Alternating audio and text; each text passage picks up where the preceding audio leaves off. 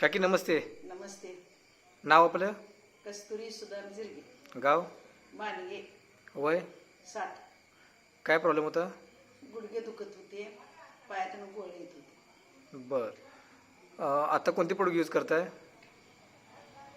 हे देखील हे ओके. औषधं चालू करते. अर्थो आणि ओमन वन. 15 दिवस झाले ही औषधं चालू करते.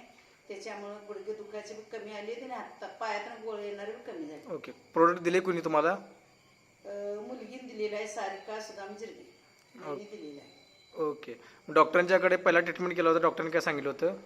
डॉक्टरने सांगितलं तर की खाल जमिनीवर बसायचं नाही, खुर्चीवरच बसायचे आणि जेवण टेबलवर घेऊन खुर्चीतच बसायचे.